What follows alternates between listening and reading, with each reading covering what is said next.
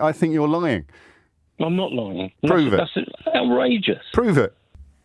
I can't see a reason to do this from where I'm sitting today other than a deliberate hope stroke attempt to reduce the number of people that can vote in the local elections or in any election moving forward. I've looked for the numbers. There was big talk not long ago about voter fraud in Tower Hamlets, but I've looked for the numbers on people getting into trouble for actually doing this, and I can only find one. And it's so hard to find one case that I couldn't actually find what the specific offence was. A lot of the rhetoric, which often had a slightly racist tinge to it, was about postal votes, and people were submitting postal votes en masse, allegedly, and I think the wrongdoing had been identified. But this doesn't affect that. This isn't going to affect that. I haven't been able to find more than one example so far of somebody turning up to vote who shouldn't have done, that could have been somehow prevented from voting if they'd had voter ID. The evidence that I've got is that when Ireland took up, it was in 2002, I think. You're talking about another country again. What's the evidence here? Northern Ireland. What's the evidence here in Great Britain, where it's being introduced in England on May the 4th? What's the evidence? Northern Ireland is part of the UK, and they brought in. Yeah, we've already covered that. So where's the evidence of fraud? We have. I mentioned it 5 minutes ago, Terry. Where's the evidence of fraud in this country? Well, in the cases that have been mentioned, there are cases of fraud. Then. I've seen people do it. You've lived in a shared house. You know those cards come through the door. Yeah. And unless someone's in that queue... Did you report the people that you saw doing it? No. Why not? Did you see it? I've never witnessed it. I don't think it happens. Why would anyone want to go and vote with a false name? What's the point? Well, people do. People get politically... But what did you do when you witnessed it, though? What did you do? Well, I was quite young at the time. How old were you? I'd have been 30s.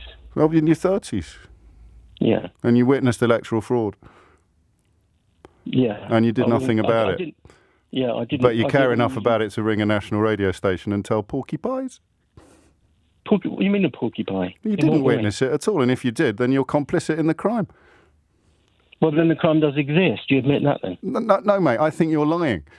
I'm not lying. Prove it. That's outrageous. Prove it. An outrageous accusation. Yeah, all right. Well, until you've got something a little bit better than Europe, Ireland, and I witnessed it in my 30s, you're going to sound a little bit ridiculous. There are two reasons why I haven't asked you this question before. The first I've just explained is that I wondered whether levels of excitement and interest would increase as the day loomed ever closer. And the second was just a little bit of discomfort. Now, I don't know whether I've been bullied into this by sort of public, whatever you'd call it, whether the idea of offering up... See, the thing is, if you can be accused of hating your own country because you keep pointing out how bloody stupid Brexit was, then it seems to me fairly clear that you could be accused of hating your own country if you wonder out loud about some elements, even perhaps up to and including the very existence of the monarchy. And I find that quite tiring. I find all these idiots talking about how other people hate the country while they keep voting for saboteurs and arsonists to run the place and inflicting ludicrous self-harming policies upon the entire population. The people who really love our country are the ones who took away your freedom of movement. The people who really love our country are the ones defending gollywogs in Essex pubs. The ones who really love our country are the ones that turned us into the first population in the history of humanity to impose economic sanctions on itself. Yeah, the people who point out why all of this is unnecessary and unpleasant, they're the real traitors. They've done it to Joe Biden today. They're accusing Joe Biden of hating Britain. Who exactly are we going to end up trading with, do you think?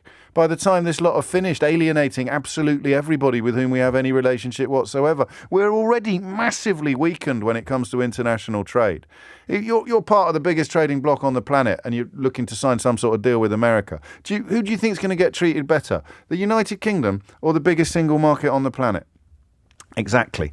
But that's what happens when you trust Nigel Farage instead of Barack Obama on post-Brexit UK-US trading prospects. So they're doing it to Joe Biden now. Joe Biden says, I think the Brits could probably do a little bit more to get Stormont back up and running, i.e. the British government could exercise influence over its allies in the DUP, to whom they gave £1 billion about 10 minutes ago.